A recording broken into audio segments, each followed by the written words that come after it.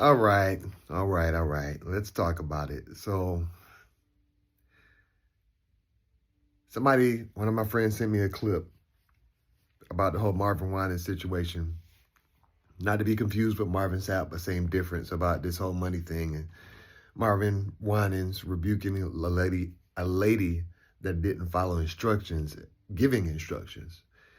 For those of y'all that aren't familiar with the organization of the church, there are certain protocols that certain denominations use as far as giving is concerned. I'm not here to back Marvin Winans.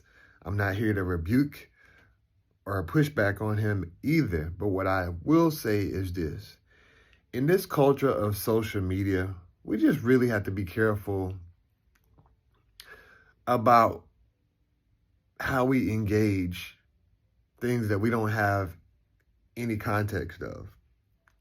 There's so many people out there that are already disenfranchised with the church as it is. And I used to add on to that and stir the pot. And at the end of the day, it's simple.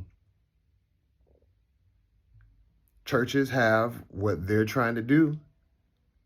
And too often, people that don't know anything about anything have commentary about how people choose to run their ministries. And I'll be the first one to say that it's a human tendency. If you're not connected to, that organization, to think that just because it's on social media, it's property for you to comment on. And that's the furthest thing from the truth. So my observation is just that in this social media conscious world, we think that just because it's available for us, that we can just put our mouths or our fingers or our minds on it, and we can't. We want to make our issue everybody's issue, and we think we can do that because of social media, and it's just simply not true. And I'm at a new place of growing and understanding that, and that just is what it is. We need to get back to really living our individual lives. What's no longer good for you is still good for somebody. Like, it's just too much out here, too much commentation out here about a lot of things. Now, I can see if Pastor Marvin Winans said Jesus is not God. Okay, then we definitely need to talk about it. But him rebuking a lady because she came in the line and she offered, $1,200 instead of $2,000. Like, some people are like, oh, it's about the money. He was, tripping about the price. Pastor Marvin Winans himself said it wasn't about the price, it was about the instruction.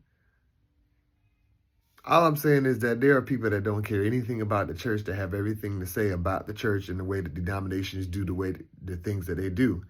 And it's like, no, what you need to be worried about and concerned about is the gospel of Jesus Christ. It's funny that when it comes to dramatic things, everybody has everything to say about the church. But when it comes to talking about the bridegroom, Jesus Christ, almost nobody wants to talk about that.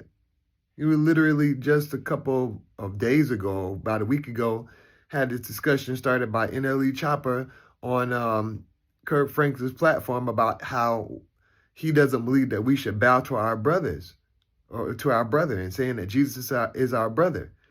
But how many people are having a conversation about Jesus and the fact that he is God and what that means for him to be God but then be one with the Father, and how they're distinctly different? Not many people are going to talk about that. But we'll talk and we'll discuss somebody giving offering in the wrong line. We need to be worried about the right things. We need to be concerned about the right things. And the right thing, the main thing, is Jesus. Me, Definitely am a main proponent of keeping the main thing the main thing. I don't think that we should be having motivational messages in church and talking about finances and all that other stuff. It is what it is. I just don't. Because we can get everything that we are preaching across our pulpits, we can get in a financial seminar and all this other stuff. And you don't have to not be a Christian to do financial seminars. But when it comes to the Church of Jesus Christ, we should be endeavoring to go further and further and deeper into the main thing, which is Jesus. The most Jesus you should get should not be in your praise and worship service when you're singing about Jesus. We should work through the scriptures to understand the application of the gospel of Jesus Christ. And that just is what it is. And I think that if we were more focused on that as churches and our messages on Sundays, then when stupid stuff like these clips happen, it wouldn't make people be in an uproar or be distracted because you know what the main thing is. So at the end of the day, my 2 cents is preach Jesus. Preach Jesus. There's so much non-Jesus preaching out there that it's not even funny. We just need to preach Jesus. Let the world worry about what the world's going to worry about. But we're in a day and a time that what the world worries about, now the church is worried about. And we are distracted. Preach Jesus. It's not that hard. But if you feel like you're losing relevancy, then I can see why you're not preaching Jesus, because you believe that you need something more than Jesus to preach. And you don't. And if people don't like the fact that you're preaching Jesus and that you're endeavoring to be in the scriptures and not bounce around, and they're mad that you're not preaching sermon series and all this other stuff, then let them go find a church that's doing that, because there's plenty of churches out there that are just preaching sermon series that don't have anything to do with Jesus. But, you know, for those of you who are going to preach Jesus and pray for those that don't. You know, at the end of the day, they believe that they're doing what God has called them to do and preaching finance and all this other stuff. That's their conviction. What I'm learning in my life is to let people have their convictions and to walk firmly in mine. And I don't have to hate the next person because I have different convictions than them. As a matter of fact, that would kind of be counterproductive to what the Christian life is all about. So Jesus is the most important thing. Staying with the most important thing would solve a lot. But, you know, in that same breath, we all have to make a choice to be mature.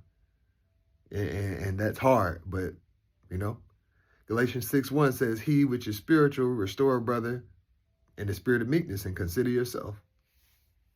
You know, we know what to do. We know what to do. Some people don't want to do it for whatever reason. Do what your conviction is and pray for them. And it'll all pan out. You know, if a sinner that doesn't know Jesus can still exhibit good qualities and make it out all right in life, how much more can we who are Christians make it out in life with right doctrine and with right belief and with right focuses? So I think that a place that I've come to is that I don't have to act ugly to somebody that I disagree with. Now, it's hard, yeah. It can be hard at times because it's frustrating. But at the end of the day, I just have to remind even myself, keep the main thing the main thing. Pray for grace to exhibit what God would have you to exhibit as a child of God.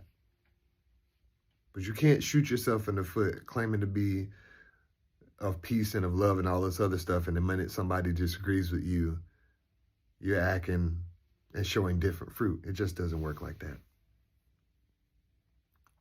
That's what I'm studying up on today, the fruit of the Spirit. Galatians chapter 5 and Galatians chapter 6. And then I'll just throw this in there. If you are listening to somebody that's preaching everything but Jesus, you could be sowing to your flesh. If they're talking about your house, your whatever, if they're talking about being righteous according to your own works, if the message isn't Jesus, you could be sowing to your flesh. Because what are they teaching you out of the Word of God? But like I said, You with your spiritual, restore those in love at the end of the day.